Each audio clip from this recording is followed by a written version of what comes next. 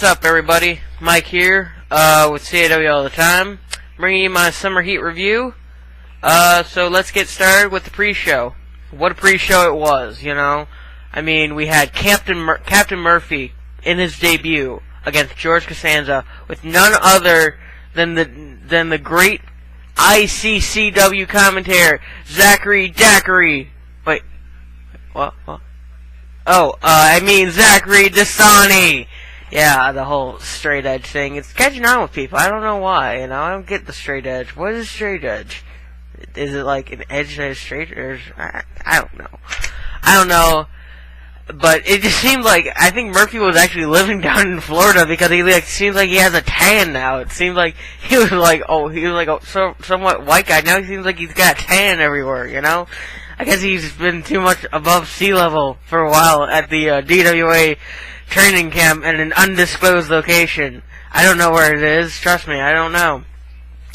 Alright, so the first official match of the CPV, that's not the pre-show, was the Road to Glory Finals, which was Lance Burton taking on number 9, Niko Bellic, and Burton being number 2. You know, wow.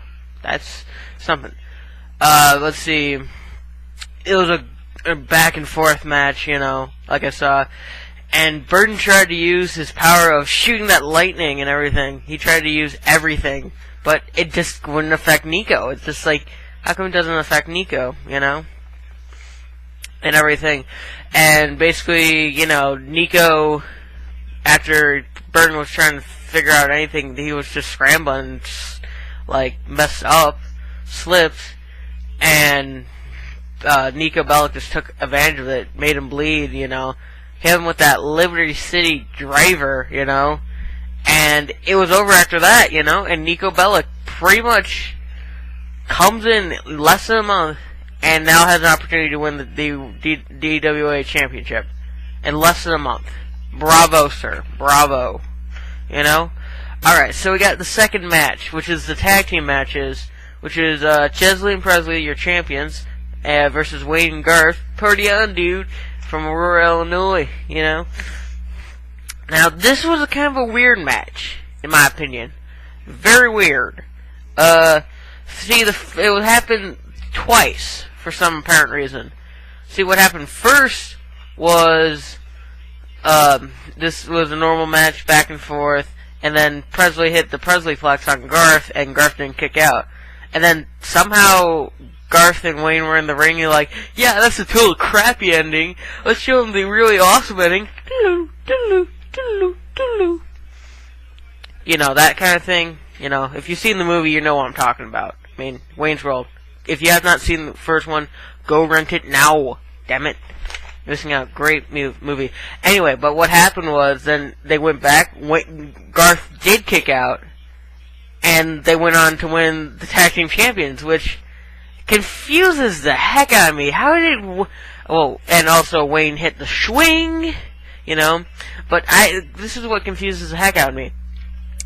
How did they use time? What I'm thinking is that with this whole DWA versus Ska thing, maybe Garth and Wayne were hanging out with Ska's Prince of Persia, you know, backstage somewhere, because I heard a lot of Ska superstars, you know, were there, you know, press promotion. I didn't get a chance to see it, though. Sucks. Damn plane. You know. But apparently maybe they stole Sands of Time, maybe, you know. Those are, you know how much those cost nowadays? Damn Sands of Time, you know. Anyway. So, but then as Wayne and Garth were celebrating, a freaking monster came out. Or the Stay Puft Marshmallow Man. Hey! Or me. No, I'm not Stay Puft Marshmallow Man. Oh, and another news, how about the new haircut? Yay or nay? Yeah, whatever. But Wayne and Garth, I guess, are the new champions. I guess? Confused, yes. But whatever, I think they are the new champs. Alright, so next up, Brand Supremacy match. Destruction versus Voltage. Johnny Cage versus Spawn. This was a good match between two established superstars in Ska. Ska. Oh, jeez. DWA. Excuse me. Both came out with the general manager / owner of each brand. Again, you know, it was even more. It was probably, so anticipated. This was like, I think this was the first brand versus brand match forever. Yeah, because this is their first CBB with both brands and everything. Duh. But anyway, kind of one of my funniest moments of the CPB happened here when Spot was like gonna press slam Cage. He press slammed onto Sherlock Holmes on the outside, and I thought that was freaking hilarious. That was probably, I was cracking up. But Spawn, but Cage recovered, hit Spawn with a major cut, won the match for Destruction. Like I said, Destruction, it's like comparing, like, back in, like, the early, like, probably the late 90s, like, 98 or 99, depending on when it came. It's like Raw versus SmackDown, or when they first had the blur, like, now with the brand slip, it's obvious that Raw is, like, front-loaded with all the good superstars, in my opinion, a lot of the good superstars are mostly on Raw. Just think about it. Alright, so after that match, we have a good match here, with the Predator taking on Mr. Kennedy in a ladder match with the reconstructive surgery. And I must say, that is gotta be great reconstructive surgery. He looked like he was like back in the 06 era, somewhat. With, the limitation of the game. Wait, game. This is real life, damn it. Screw it. It's real. So basically, Kennedy, in my opinion, Kennedy was in control of the entire match. It was all Kennedy up until this last back and forth struggle, which he kind of took a pretty nasty bump, like a suplex off the ladder. That might have been, maybe this match was supposed to go a little bit longer, but he took a real nasty bump. That makes you cringe a little bit. But Predator's still a champion, I guess, so, we'll have to see how Kennedy does. Maybe he'll get another injury, That's a shame. So anyway, we got some hardcore madness after that. Shaun of the Dead was walking on the ramp, and then we had Rick Rude. He pulled out the Rick Rude, and everything, and picked up the win. And then Mick Foley came out in the back. Mick Foley attacked him and hit the mandible claws, and he submitted. And, Mick Foley doesn't get theme music because it's not important.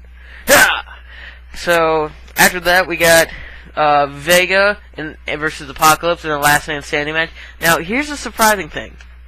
I'm surprised Darth Vader did not come out here and try to attack Apocalypse. That would have been, I would have thought, if I'm Vader, I would have done that.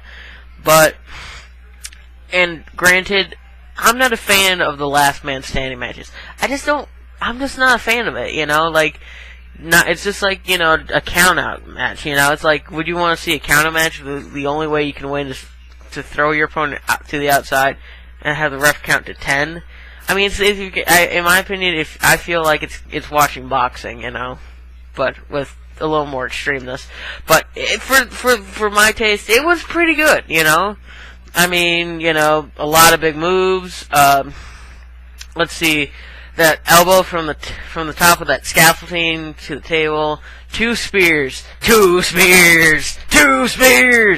if you don't understand that, that's the Raisin Bran thing, two scoops, yeah, let's see, but it seemed like they hit like 5 freaking finishers on each other. It was